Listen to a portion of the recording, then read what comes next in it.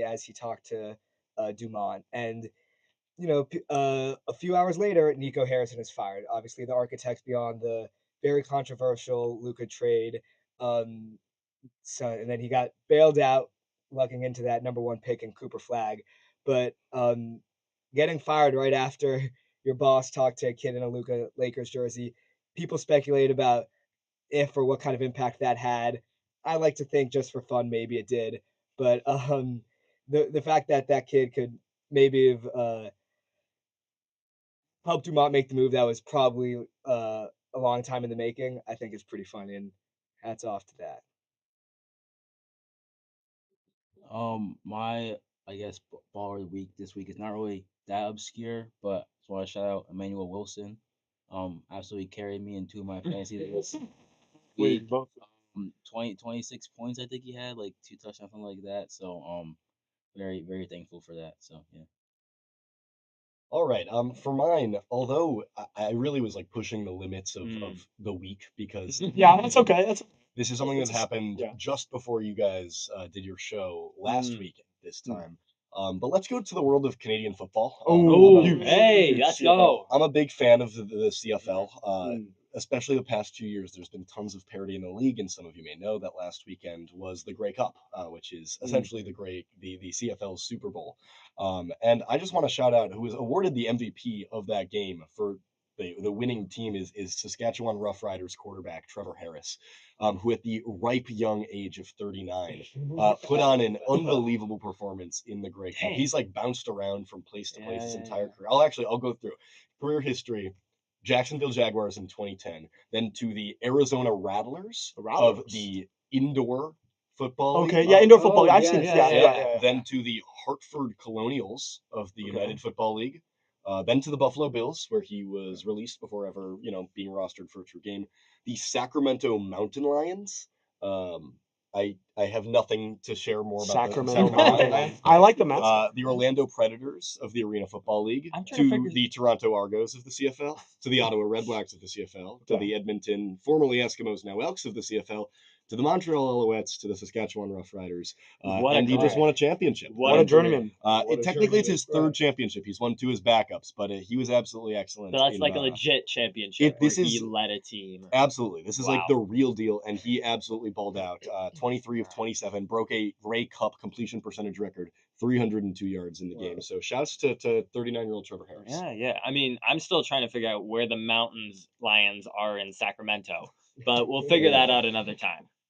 So for my obscure ball of the week, Obscure Bars has been a fall sports show. It's been a fall show, but I could not go through this entire show without mentioning the wrestling team, Wildcat Wrestling, which I've been tapped into for the better part of a year going on now.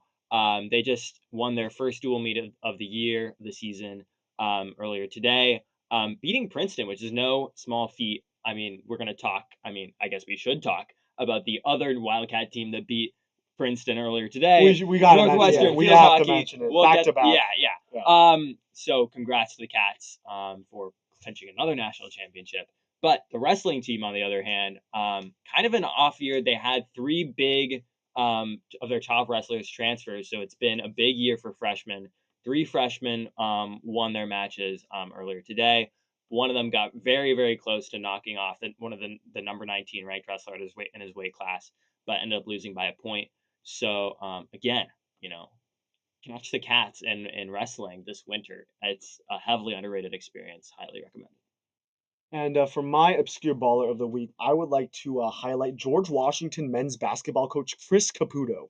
All right, and Chris, he was in a press conference and he was talking to some reporters, and I love it when coaches just like don't hold back, especially in college, and they'll just like start talking to reporters and really just give their 2 cents. Chris Collins, I think he'll do that from time to time.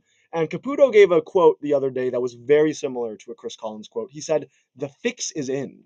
Talking about NCAA tournament selection, so like March Madness. And he was talking about like mid majors, George Washington being in the Atlantic 10, and just how difficult it is to get into the tourney as a mid major team where you're not necessarily the best team in your conference, but you're still really good. But it's just difficult. You don't have as many opportunities for quad 1, quad 2 wins. I fear though George Washington might be the Curacao of college basketball But in terms of but it reminded me. I hate. They've made the tourney in the past, but it reminded me as a lot of a quote from Chris Collins last year during the Big Ten tournament where he said they're trying to get us in reference to the Big Ten. At the hotel the day before the Minnesota game, I believe it was. The players, AC. yeah, they didn't have air conditioning. They had to put like Nick Martinelli had to put like ice and like Ty Berry as well. Like they put ice on themselves in bed because it was so hot in the hotel room in Indianapolis. Um, and I just love this idea of like Colin saying like they're trying to get us. Like, who's they?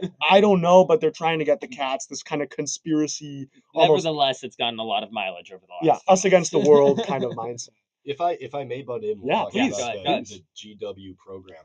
I was actually visiting a friend at GW 2 weekends ago, okay. and so was on campus and like met some people who are like in their sports media world there. There is tangible excitement about that program Really? this year, and they're so excited about Luke Hunger, which means they Oh. haven't learned yeah? about his poor shot selection Oh, yet. They Yeah. haven't seen him just take threes that he never makes, and they haven't seen him take really bad fouls away from the ball. So they're all still in a honeymoon phase with Luke Hunger, which is really the exciting. 7-footer You from know, they're Canada. calling Luke Hunger the Nicholas Dickinson of college basketball. Yes. But all right, that'll wrap up our obscure ballers of the week. And now we'll go into really a personalized segment here on Obscure Ballers that we always like to do. It's called the deep dive. So every single guest that comes on has the opportunity to go on a deep dive into a topic of interest for them, something that's been either weighing on your chest, you've been thinking about it, you grew up with it, anything along those lines. For example, former sports director Raghav Khosla came on here to talk about cricket, right, and the Cricket World Cup, which is just something that you don't typically get to talk about in American sports media. So, with all that being said, all four of you have a wonderful deep dive slated up for us. So, we'll go ahead and let you guys take it away. Get back over. Yeah. All right, yeah, I can begin. So my deep dive this week is on the NBA player Dave Bing, and not only his NBA career, but his very interesting, illustrious post NBA career. Absolute baller. Yes. Now, to provide some context on Dave Bing for some of you non-ball watchers, Mm. Dave Bing, his career highlights. Or I'd say those of us not alive in 1978. Yes. A little bit of an unk. May say he played against plumbers. You just had to be there. But you just had to be there. Right. So he's a 7-time All-Star. He was an NBA All-Star Game MVP, 2-time All-NBA First Team. He's a NBA Naismith Basketball Hall of Famer, and he was inducted into the 75th team anniversary team. So absolute baller on the court. Yeah. But his career off the court is what's really been on my mind this week.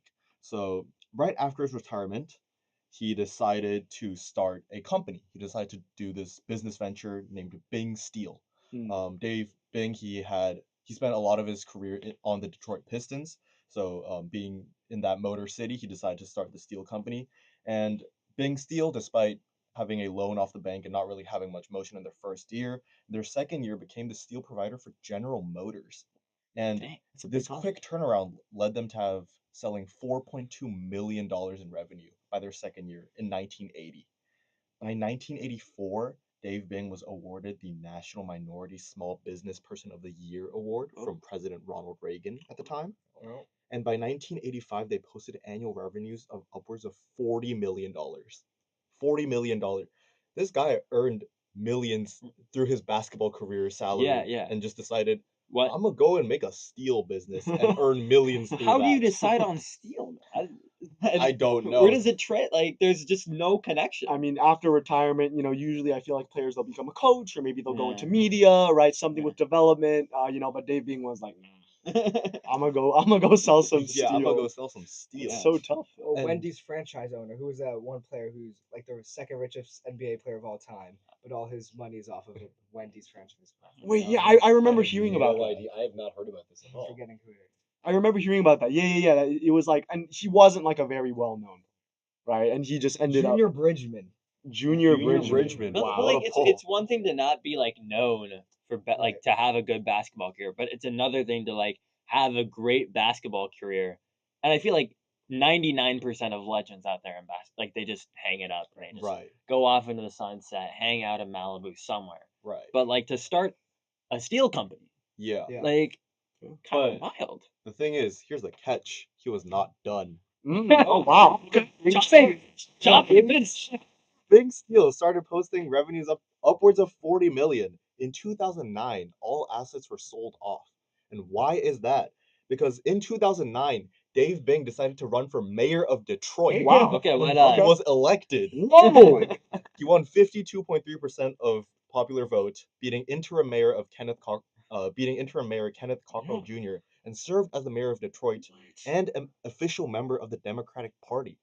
So he Oh. decided to have an all-star NBA career, became a Hall of Famer, became an extremely successful businessman, and then decided to go and rule, or not rule, Rule not Detroit. necessarily rule, The chairman of Detroit. major city, United States of America. That's just an incredible Yeah, career. yeah. That's insane. Yeah. Right. So is he now finally like hanging it up now? Is he done? Yeah. I mean, as of now, he's 81 years of age, Yeah. so I think it's Old time enough for to him run for president. Yeah. That is true. That is definitely true. Can't rule it out. Yeah, I'm looking at this here. So he did not seek re-election after his term as mayor of Mhm. Detroit, and that ended in 2014. So Oh my gosh. he's It says having numerous health problems and suffering approval ratings as low as 14%. unfortunate. Those are not good splits. Gotta leave. Not good but splits. he was there. He was there. Oh, it looks like at the 1990 NBA All-Star Game, he received the Schick Achievement Award. Oh, okay. Hmm, Yeah. nice. But I mean, we have in the music world we have Steely Dan, and Detroit we have Steely Dave, I suppose. Ooh, Steely Dave, I love that nickname. Yeah. So get me on commentary back in the 70s. I could have gotten you there. Yeah. Oh, and he has an autobiography named "Attacking the Rim." Okay, by the way. Yeah. So Add it to your obscure ballers Goodreads, Right. as we all have. Well, I mean, what a story. And there's so many interesting political like avenues that different athletes take after their careers. I'm thinking like George Weah becoming president of Liberia after winning the Ballon d'Or. Yeah. But like to I guess like have that little steel run in the middle is just like I've never heard of an athlete going into an industry, and just becoming like a steel executive, which Right. is not easy in America. Like there's a No. long history of like tons of corporations, whatever, and, like antitrust and stuff like that. But phenomenal deep dive into one of the great steel manufacturers of our time, and Go also a big. basketball player. and also basketball. Happens to just be a Hall of Famer. Yeah. Casual Hall of Famer. Side hustle. Yeah. Well, without further ado, I think we'll keep it rolling along down the line to Jack with some Yeah. more basketball lore. This one's been in the works for a while. Yeah, Yeah. I've been excited to do this one, so thank you guys for the opportunity. Absolutely. Yeah, don't have a steel guy myself, but someone is also quite multifaceted. This guy is not as well known for his athletic feats, but is quite well known otherwise. Has dubbed himself in the past a B-list celebrity. Cover of the Slam 230 edition 232 magazine. I'm of course talking about rapper Jermaine Cole and his professional career in multiple basketball leagues. Baller. I mean, just an absolute hooper. In 2020 through 2022 during COVID, this guy may not have been making a ton of music, but he was hooping. The dude was absolutely hooping. Okay, so he went to college at St. John's University. He was a walk on the basketball team, but he never played. And he decided in 2020 to join the Patriots Basketball Club of the Basketball Africa League. Um, nobody's perfect. He didn't Sure. necessarily do great. He had averaged 1.7 points and assists, nearly 2 boards, but in 15 minutes. So he had good minutes, not great stats for those minutes. However, across those 3 games, his plus minus was a total of plus 19, which, he's providing benefit. Maybe on only 0.3 steals and 0.3 blocks, maybe provided some good defense that just the stats don't I'm show. sure the heart was there. Right? I'm sure a little the bit of heart hustle, the hustle. stuff that just does not come up on the stat. Intangibles. Right. And the year after that, he played for the Scarborough Shooting Stars in the Canadian Elite Basketball League, which, if I'm being honest, I had not heard of before. Me neither. Yeah, he skyrocketed up to 5 games, Oh. averaging 2.4 points in just under 10 minutes. some of his career highs, 6 points. Oh, okay. Yeah. Wow. An absolute sharpshooter. That was on 2 3. Oh wow. Yeah, Hey, yeah, hey. lighting it up from From deep, downtown. from deep. Yeah. And 3 boards, 2 assists are his other career highs. So, you know, nothing great, but the climb back from a St. John's walk-on who never played up to professional basketball player, I think, all while, in my opinion, one of the greats to Yeah, ever do wait. it. My personal favorite in the booth. So something Great I'm stuff. wondering, how does he end up in Rwanda? Is that Great something? Right. Is that something we know? Or is that just kind of like a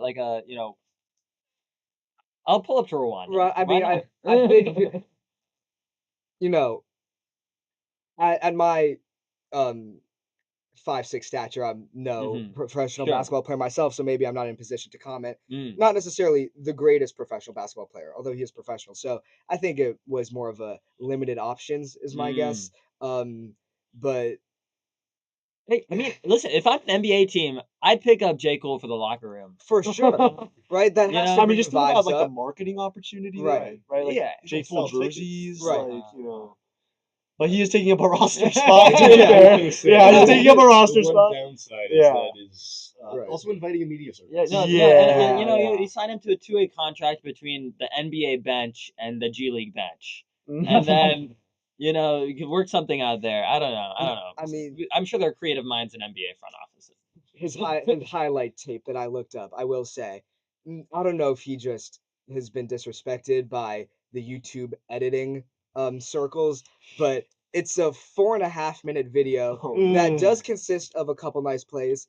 However, some of his highlights also include shot contests, not blocks, contests, and making technical free throws. Oh my god. well, So, huge. That, Put it on the tape. slim when pickings. when I was Point. when I was back home, I had this like athletic trainer, and he was like a former like college scout for like a D3 school, Mhm. and like before he was that, he'd like make these highlight reels and sell them to kids at like high school basketball tournaments, Yeah. right? And like he was telling me one day, he was like, it was so difficult to make a highlight tape for a kid who's paying, but he's just bad, Right. or like a kid who's not even bad, but he doesn't even shoot, and he just like passes the ball. So like he has all of these highlight tapes of these kids Passing. just passing, Yeah. or like taking one dribble and Right. not shooting and just passing, and their parents paid like $250 for him to put together like to scrape together the 2 minutes and 30 seconds of them having the ball. I mean, the highlight tape has over 1 million views. Oh, and hey. it's right. So they So know what they're doing. if I'm J. They Cole's highlight tape like real guy, I'm getting paid. Yeah. So if anything else, for that one transaction alone, Right. worthwhile, I would say, for right? sure. They Well, have to put in a little extra work. yeah. And I'm looking at this yeah. this Slam article that was Yeah. released. When it happened, and Sham Sharania was tweeting about it. Sure. Back on May 10th, 2021.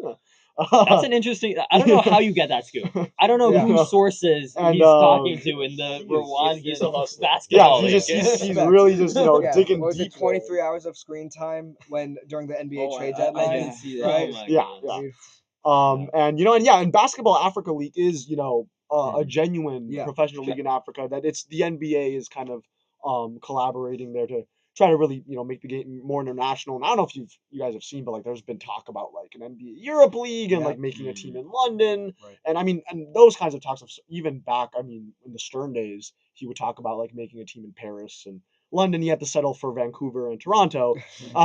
But the idea of making the NBA more global and international has always been out there, at least for the past few decades. And yeah, J. Cole, I guess, putting in his 2 cents to kind of Right. contribute to that. Yeah. Yeah. He'll always cook up in the celebrity all-star game. Yeah, That's true. Right. That's He's true. always got that going That's for true. him. and that's something you add to your resume that Right. like other guys don't have. You Yeah. know, like when you're looking to, I hear like a basketball career is really helpful if you're looking to Right. get into like the steel business. Like, I mean, if J. Cole ever needs another career pivot, like he's got president in there.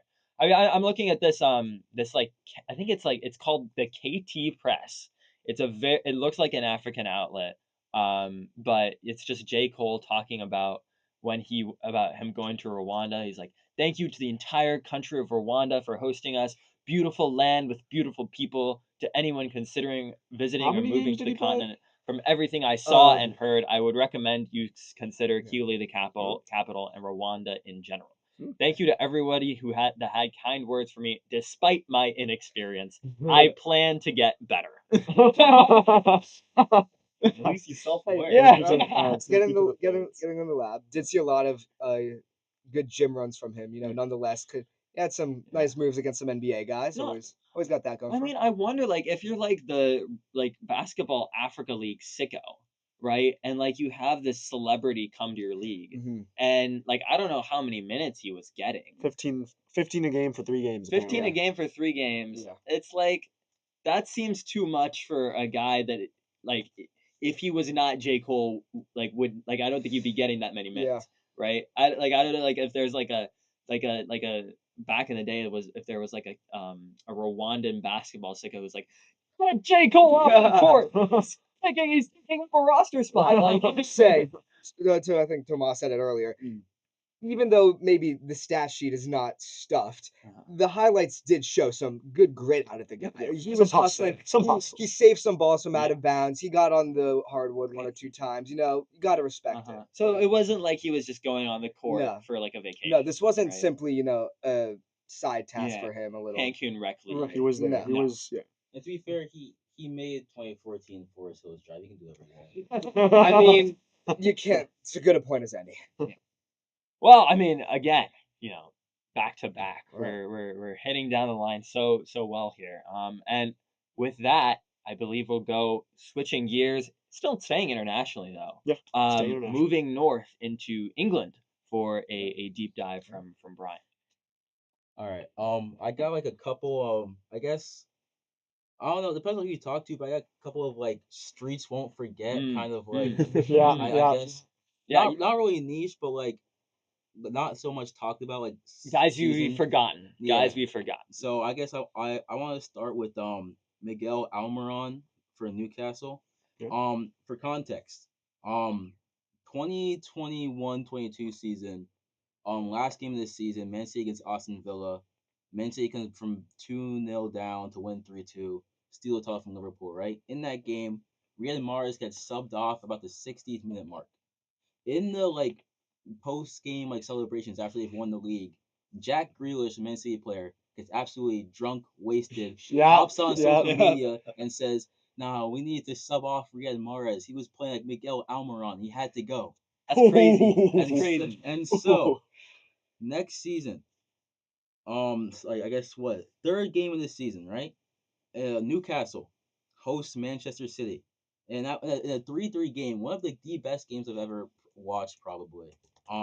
Newcastle draws 3-3, and guess who turns up and scores? None other but Miguel Almiron. But that's just the start of what would be a pretty productive season for him.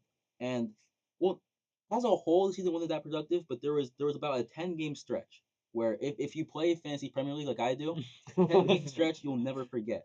Because this guy's, let me count. 1, 2, 3, 4, 5, 6, 7 goals and 1 assist in 10 games. Outside of those games, rest of the season, he had 3 goals total. So it absolutely turns up against Fulham. 5th place in the table, Fulham scores 2 goals in a 4-1 win. Next week against Brentford, 10th in the table, scores again. Blanks against United, but that's fine. Scores against Everton, scores in a 2-1 win against 3rd in the table, Tottenham. Scores against Aston Villa, who was 11th in the league. Scores against Southampton. Gets an assist in a 1-0 win against Chelsea, and caps it off with a goal and a 3-0 win against Leicester. And in these games, in that like run that he had, Newcastle let me see this. Newcastle won let me count. 1, 2, 3, 4, 5, 6, 7. Newcastle won 8 of those games and drew the 9th one. So they had 8 wins and 1 draw over that 9-game stretch where Almaraz went absolutely crazy.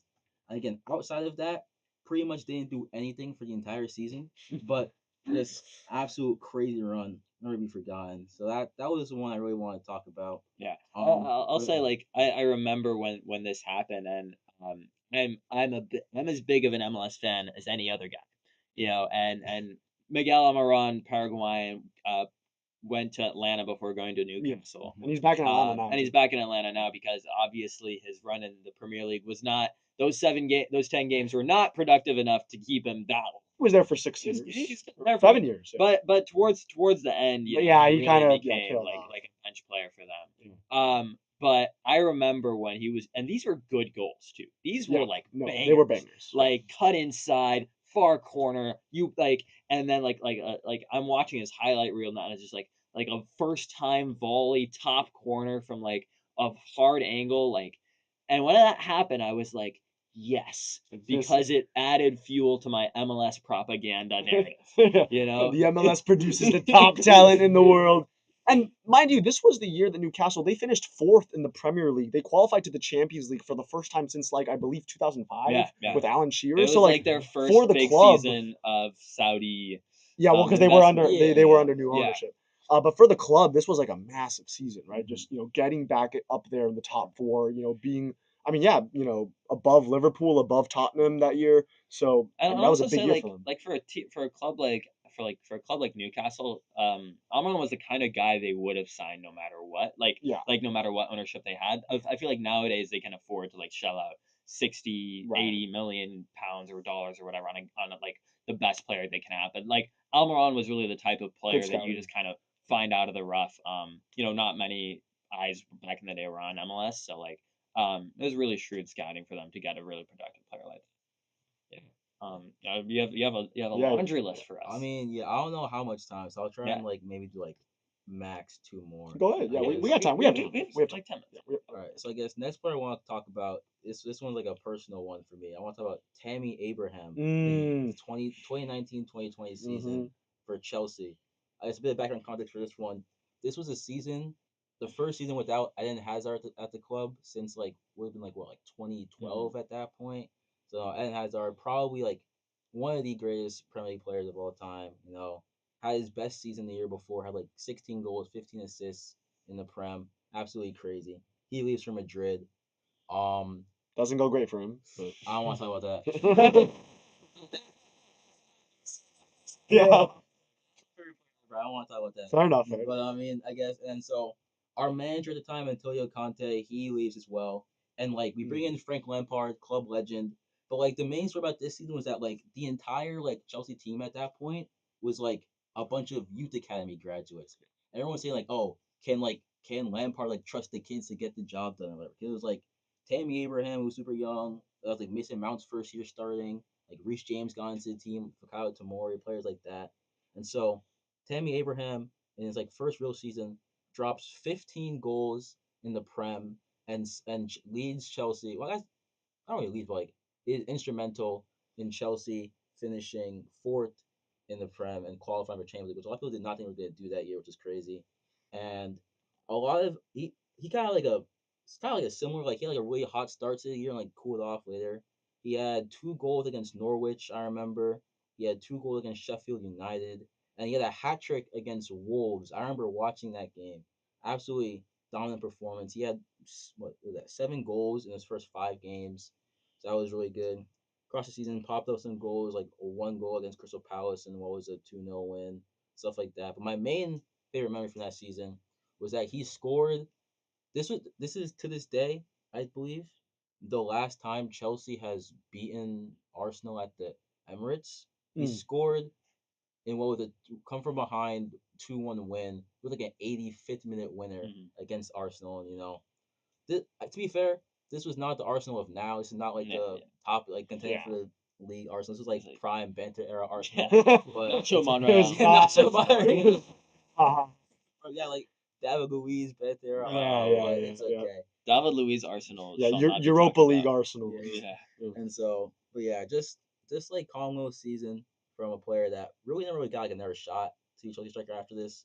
And I think like I don't know, like this is like the only like 15 plus goal season Chelsea's had for like a while. I'm not sure until like Cole Palmer. Giroud maybe or Well, yeah, Paul.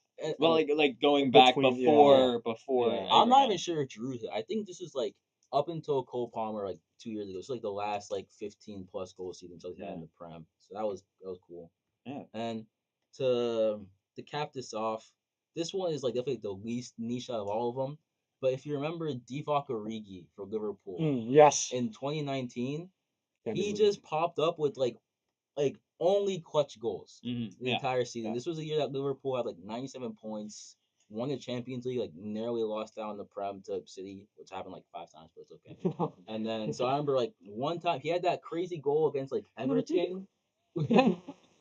Everton were like the ball got played, it like bounced off the crossbar twice, Yeah. and it fell to him. He tapped into an empty net. That was like a winner in the against Everton in like the Merseyside derby in like Mhm. 100th minute, like crazy added time. He had a goal against Newcastle later on in the season. That was a header.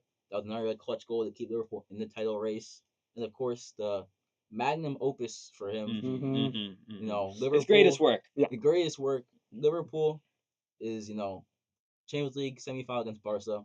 First leg, get trounced 3-0. Yeah. Messi scores arguably the greatest free kick of all time. Probably like maybe best goal I've ever watched live. Absolutely crazy.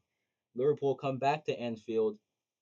They end up getting they end up scoring 3, so it's tied aggregate. And They go I think he had scored one of them. yeah, right? yeah, he did score one of them, He scored yes. one of them earlier. One of the Yeah. three. And so it's it's a corner in the corner for Liverpool. Trent Alexander-Arnold walks up leisurely to the corner spot, and then he sees someone staying in the middle. Origi is uncovered, and he takes the corner a little bit quickly. Takes the corner quickly. Origi is there, scores the fourth goal for Insanity. Liverpool. Absolute scenes.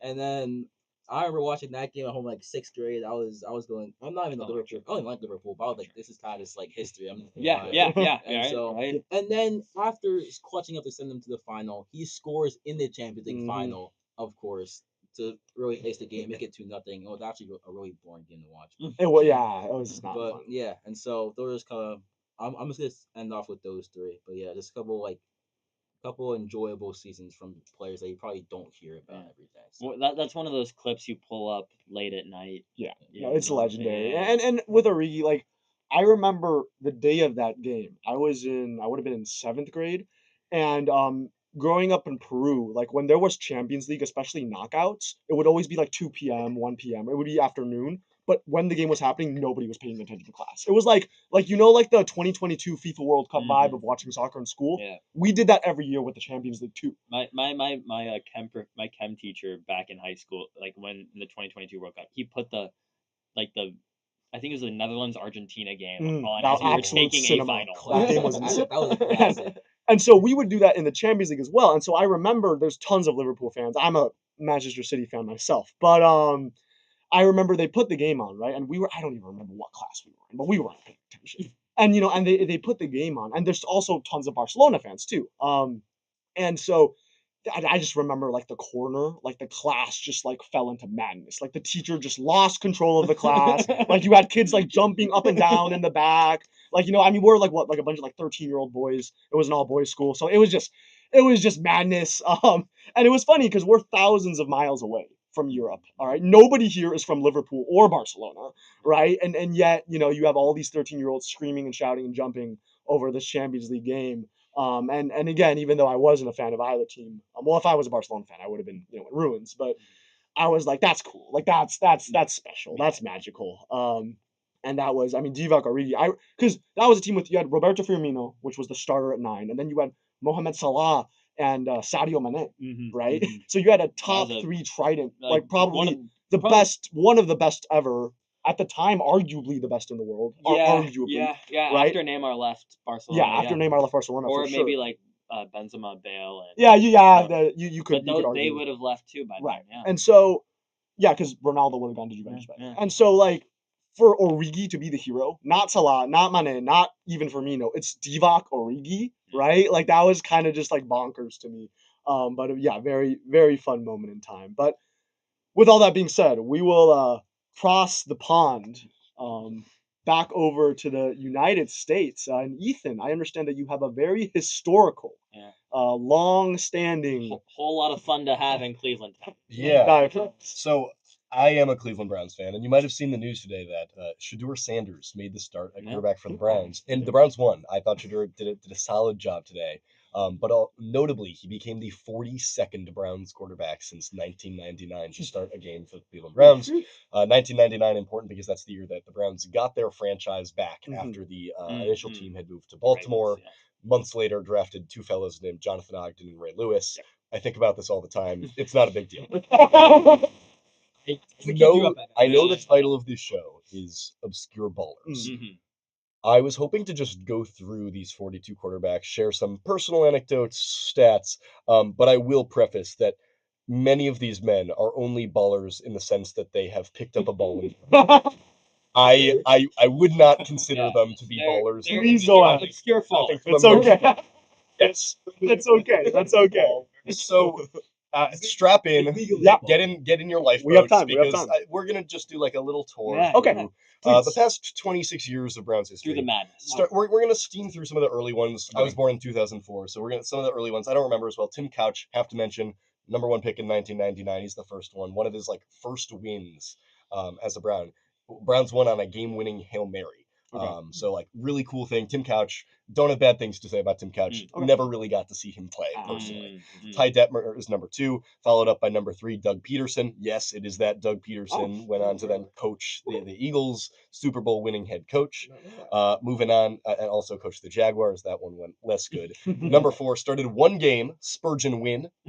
Yep, real name. He went hell of a name for a guy who plays one game. He was mostly a backup. Went 183rd overall in the 2000 draft. Did he get the win? 16 picks before Tom Brady. No, if you have to just like assume no.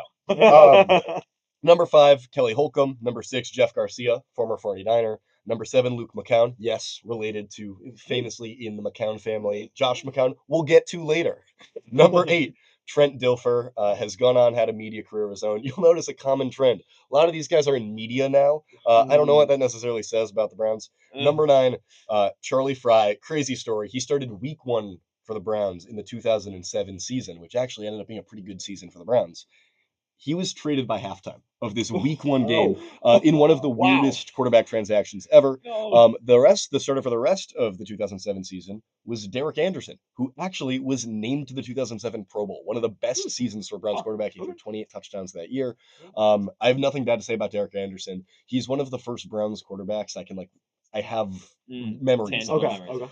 Next up, Brady Quinn, famously a great college quarterback, perhaps best known for falling in the draft in a lot of the green room videos of him sitting with his admittedly very beautiful girlfriend and looking very nervous as he just continued to slide in the draft. Now you can find him on Big Noon Kickoff. Brady Quinn, kind of a schmuck, not a huge fan. Next up, Ken Dorsey. Yep, that Ken Dorsey who went on to call plays for the Bills, later for the Browns, not very successfully. Moving on, number 13, Bruce Grodkowski. Not much to say. I believe he started only one game for the Browns. Number 14, Colt McCoy. I love Colt McCoy. Nothing bad to say about Colt McCoy.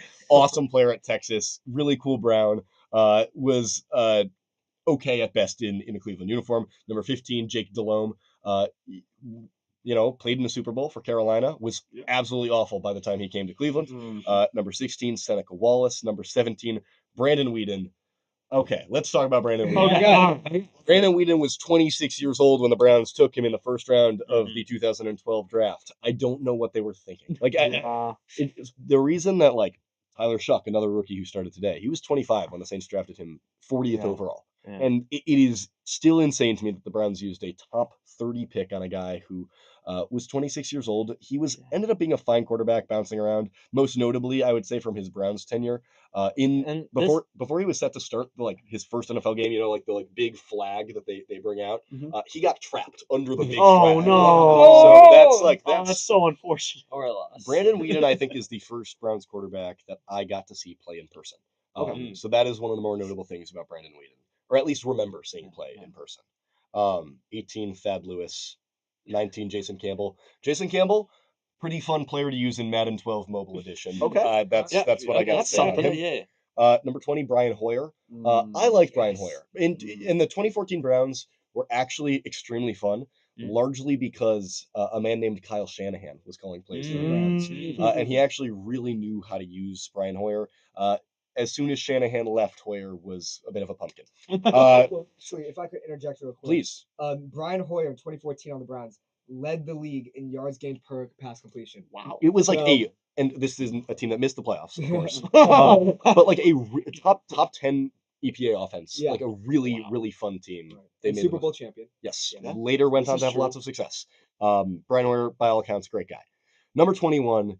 This is the big one. Let me just preface it by saying I absolutely hate this man, Wow. Johnny Manziel. Yeah. Yeah. Johnny I remember football. when. Yeah. There was legitimate buzz and excitement in Yeah, there Cleveland when he was. was drafted I because how remember, could yeah. you not? Like what he accomplished at Texas A&M was awesome. He was such a cool. He was so unprepared to be an NFL quarterback, and it entirely stemmed from maturity issues. And hearing him for the past decade try and blame everyone around the organization but himself is really frustrating. Like, just to go through a few of the like highlights, famously like just straight up disappeared. The Browns like couldn't find him. They couldn't find like week 17 of the 2015 It's like season. Dennis Rodman. Like GM Sashi Brown looking for him. Like they had no idea where he was. Oh, He no. would consistently like use an alias and go to Vegas to like gamble after telling he was the team that he was like in concussion protocol or whatever.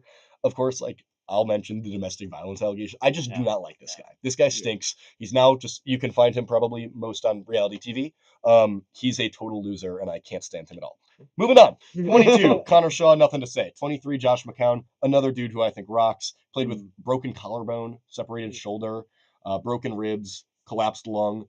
Dude was an absolute Damn. no-brainer. Wow, fire Josh to That is McCown, insane. yeah, just like a Wow. journeyman quarterback, like awesome guy. And now I think he's a play caller. I think he's the quarterbacks coach right now for I want to say Carolina. And this guy's going to be a future OC or head coach pretty soon. Josh McCown is awesome. Wow. Moving on, 24, Austin Davis. 25, Cody Kessler.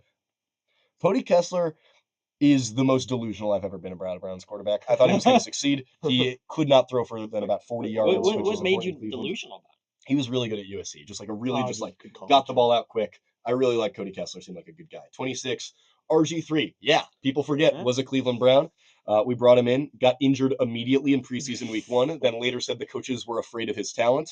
Wow. Cool. it? It Didn't play is much after that. You can now find him having a mildly successful media career. 27, Deshaun Kaiser, another quarterback I just hate. This guy went 0-15 as a Brown, led the league with 22 interceptions. This was the peak of Browns football. I Wasn't it? really, Yeah. he was just really not good, and I was upset we spent an early second round pick on him. 28, Kevin Hogan was awesome at Stanford, seemed like a cool guy. 29, Baker Mayfield, obviously my favorite quarterback of my lifetime. Yeah. We did him dirty. I love Baker. Progressive commercials were awesome. He did an underwear ad standing next to a Porsche and a live tiger. I think he rocks. I woke up feeling dangerous every single day.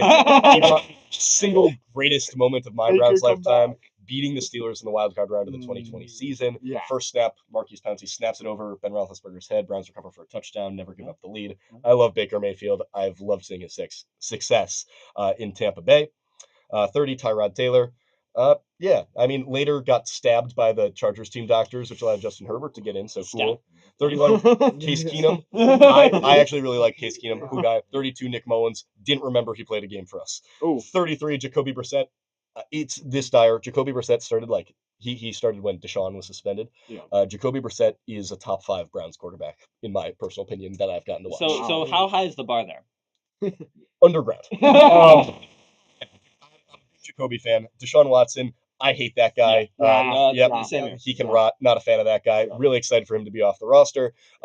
Really not just like awful on the field, but like morally made it not fun to be a Browns fan. Joe Flacco rocks. Love that guy. Go Joe Flacco. Brought us the playoffs in the 23. The Joe Flacco Deshaun Watson dichotomy, I think, The vibe summarizes like the wide range of personalities that have been in the Browns QB room. The Like, vibe shift immediately was the QB awesome. room of misfit toys and like just anyone and Totally. everyone, right? Next up, 36, Dorian Thompson-Robinson. I really thought he was going to be something. He was like very good at UCLA. He was not. We traded him to the Eagles. 37, PJ Walker. Played 2 games for us. Cool. 38, Jeff Driscoll. Made 1 start last year. I do not remember this game. Jeff Driscoll. I remember, like I know who he is. I did not remember him starting a game for the Browns. 39, Jameis Winston. The snow game last year, absolutely beautiful. Love James. 40, Bailey Zappi made 1 start last year. Cool. 41, Dylan Gabriel. I can't believe we spent a 3rd round pick on a 5'10 lefty quarterback. That guy stinks. He's not going to be good in the NFL. And 42, Shedeur Sanders, who I like. Seems like a good kid. I'm optimistic about it. But let me say, genuinely, top 5 favorite Browns quarterback is one I did not name. For when the Browns traded for essentially what was buying a salary of Brock Osweiler from the Houston Texans. because they just needed him off the cap. So we ate $18 million while we were tanking, and we got the Texans' second round pick, which ended up being 35th overall, which we used to select Nick Chubb, who is one of my 3 favorite Browns of all time. So Brock Osweiler, despite never starting a game for us, is one of my favorite Browns quarterbacks. Thank you all for letting me just like kind of unload therapy. At best, 3 to 4 of those guys can be considered ballers. Another 8 of them can be considered cool dudes, and the rest of them, yikes, yikes. I want to revisit the guy who was stabbed by the Jags Tyrod team Taylor? doctor. Yeah, Did he Tyrod not Taylor. know That was quite. Stabbed is like, that's me definitely inflating it, but hyperbole of that. he Well, was the supposed entire supposed to sports media start for did. the Chargers. Justin Herbert, who's now one of the any way you Right. dice it, 6 to 7 best quarterbacks in Yeah. the league, made his first career start because pre-game Tyrod Taylor was supposed to get a shot in the lungs to deal with some just like internal swelling, and it like really messed up his interior, and he couldn't. He was scratched from the start about an hour before the game, and that is how Justin Herbert got his first career start. Wow. Okay. Yeah, so Wow. sounds like an inside job to me. Wow. I mean, that first of all, very impressive, Ethan, that you got through that in like 10 minutes. Thank you. Yeah. And Rapid yeah, fire I deep mean, dive. as a Bears fan, I thought we had it bad. I mean, No. famously, the Bears haven't ever had a 4,000 passing yard quarterback. We haven't had a good all pro. I mean, Trubisky technically was Caleb's a Pro good, Bowler, though. but yeah, Caleb's Caleb. good. I believe in I think Caleb. the Jets are the only franchise that I like am willing to let like truly commiserate with me on the. Yeah, Caleb's good, and Trubisky had that one season, and then before that, you got to go to Sid Luckman. But Oh, that is like total like Cutler was good. I mean, Cutler, you're right. Cutler was good. 2010. Grossman was 2000 okay. Grossman was, And McMahon won a title. He was not a good quarterback, but he won a title. Punky QB, punky You QB. can't go. But it's not the Browns. You It's can't not the go Browns. struggle for struggle with the It's Browns. not the Browns. It's I not think. the Browns. And considering that the Bears are at a cool 8-3 and the Browns are reverse 3-8. I mean, I'll say, Beat being the Packers for you though. Yeah. Beat the Packers. Thank that's- you. that Thank doesn't you. count. Thank you. I'll say being someone from Columbus, it's definitely a house divided over there. You have some friends, Bengals fans, some friends, Browns fans. I have never really committed, and what that means is I basically just make fun of any of my friends. Honestly, don't choose either. Like, Yeah, just be I just make pictures of yourself. friends being Yeah. I'm fans of either team, and honestly, they make it very easy for me. Yeah. Right? Like I mean, sometimes like I will feed into their delusions to like build them up, just so Just to just cruel, so just when to it comes crush crashing them down, like good friend. yeah. But I mean, yeah, shout out to all the suffering Browns fans out there. It's it's a tough one, but that's what makes true fans, rain or shine. One thing I will say about like you mentioned the PJ Walker in there, right? Yeah, PJ Walker. He had like I He don't was remember this. awesome in the XFL.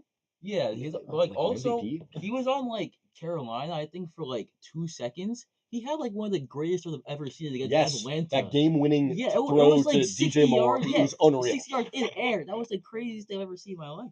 Yep. Oh my God. Browns quarterbacks. A lot of them are best known for doing cool things elsewhere. Yeah. Well, yeah, and the latest of being Jacoby Brissett now just Yeah, set Jacoby the Brissett, yeah. Completions record. Yeah. Good for Jacoby. Yeah. I really like that which guy. also did not get enough. I feel like did not get publicized Not enough. at all. Like, Yeah, I mean, I know it's Jacoby Brissett. It's not Patrick Mahomes. If it had been Mahomes, it would have been everywhere for 3 weeks. would have appreciated if Jacoby could have played a little bit better today because the Browns own the Jaguars draft pick in next year's draft, and they took them to overtime, but couldn't quite get it done. Yeah. I mean, is there like when like obviously Browns quarterbacks leave, right? Do you root for them? Do you pray for their downfall? What's the calculus? It there? depends. Like Baker is a guy like I've rooted for no because we did he was awesome for us and we did him dirty, not the other way around. And then like all the past 2 years guys, the like Keenums, Flacco's, Brissett's who have come in, like I really enjoyed all of those guys. I'll root for them. The Manziels and whenever Deshaun Watson hopefully never gets to sign somewhere else again. Like I don't have it in me. Like I don't need to see those guys succeed or even play anywhere else. But yeah, it's what's frustrating is usually you just like know whether a Browns quarterback is going to be any good. Usually about 2 quarters into their playing, and Yeah. 95% of them have been disappointing. Yeah, I mean, like, I guess, why are they so cursed? What is the You're asking the wrong background guy. to it? I think ownership is bad. and I think I do believe that bad owners lead to like bad organizations. But also, I don't know. We might have built the stadium on like an old graveyard or something. Something is definitely. Well, if There's they, some if they kind of end up curse. moving, then I recently watched Poltergeist. I don't know if you've seen that movie for the Yes. first time. Yes. I think there could be a poltergeist thing going on right on Lake Erie for the Haunting Browns. Cleveland. Yeah, And Cleveland, I mean, famously, a cursed sports city up until LeBron. up until LeBron, so, crucially, yeah. and Jose Ramirez. Thanks for Kobe, staying. yeah, I love that guy. yeah. But with all that being said, thank you very much to our guests, Yoon, Jack, Bryan, and Very Ethan. thankful on this. Yes, very, very Very thankful. thankful. On this week for a 1 hour special that we got today on Obscure Baller. So we will be back. Well, I'll be back next week. Sid will be home for the break. We'll have a unified sports block, 2 hour special. We got Pearson Stranquist standing right back here. He'll be involved with that. It's a Chicago special. We'll be going over some fun Chicago sports. So stay tuned for that. And also stay tuned for Sports Voice coming up next on the sports block. But for Sid Sivaraman, I'm Tomas Moran, and remember to stay sicko out, folks.